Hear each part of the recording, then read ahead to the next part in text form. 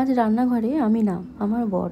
দেখুন ওর হাতে chicken fried rice, একদম রেস্টুরেন্টের থেকেও সেরা। দেখুন কি সুন্দর নিজে সব কিছু গুছিয়ে নিয়েছে আর মন দিয়ে রান্না করছে।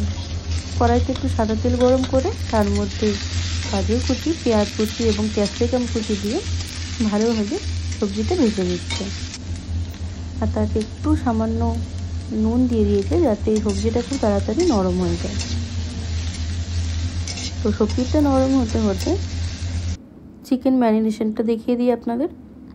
একটু গোলমরিচ আর একটু আদা রসুন বাটা দিয়ে চিকেনটা ম্যারিনেট করে রেখেছে, আর পরিমাণ মতো নুন। এদিকে সবজিটি নরম হয়ে গেছে, তার মধ্যে দিয়ে দিল সুইট কর্ন।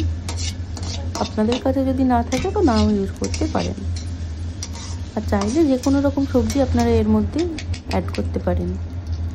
সবজিটা ভাজা হয়ে গেছে, কড়াইতে একটু ঘি গরম করে তার মধ্যে ম্যারিনেট করা চিকেনটা দিয়ে দেওয়া হলো। আর চিকেনটা এখানে ও ম্যারিনেট করে রেখেছিল 10 থেকে 15 মিনিট। চিকেনটা ভাজার সময় অবশ্যই খেয়াল রাখতে হবে, লো টু মিডিয়াম ফ্লেমে রাখতে হবে, নাহলে চিকেনটা বাইরে থেকে কালার চেঞ্জ হয়ে যাবে কিন্তু ভেতর থেকে কাঁচা রয়ে যাবে। দেখুন চিকেনটা এখানে ভাজা হয়ে গেছে, এতে মিশিয়ে দিচ্ছে সামান্য একটু রেড চিলি সস দিয়ে আবার ভালোভাবে এখানে মিশিয়ে নিচ্ছি চিকেনটার সাথে। এখানটা একটু টাইম টেকিং, 2 থেকে 3 মিনিট সময়টা লাগবে। তারপরে এখানে পালা ভাতটা দিয়ে দেবার। এখানে ভাতটাও দিয়ে দিচ্ছে, আর এটা সম্পূর্ণ বাড়িতে আমরা যেই ভাতটা খাই সেটা দিয়েই তৈরি করেছে, কোনো রকম আলাদা করে চাল ইউজ করা হয়নি এখানে। ভালোভাবে মিশিয়ে নিচ্ছে, পরিমাণ মতো একটু নুনও দিয়ে দিয়েছে, নুন দিয়ে আবার একটু ভালোভাবে মিশিয়ে নিচ্ছে। তারপর এখানে দিয়ে দিতে হবে একটু পরিমাণ মতো সয়া সস, হাফ চামচ মতো সয়া সস এনাফ। হাফ চামচ মতো সয়া সস দিয়ে এখানে ও আবার ভালোভাবে মিশিয়ে নিচ্ছে।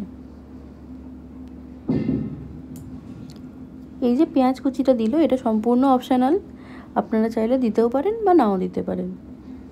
ব্যাস এইভাবে আপনারাও বাড়িতে বানিয়ে নিন, খুবই কম সময়ে, খুবই সহজ পদ্ধতিতে, কিন্তু রেস্টুরেন্টের থেকেও ভালো, রেস্টুরেন্টের থেকেও টেস্টি এবং হেলদি চিকেন ফ্রাইড রাইস।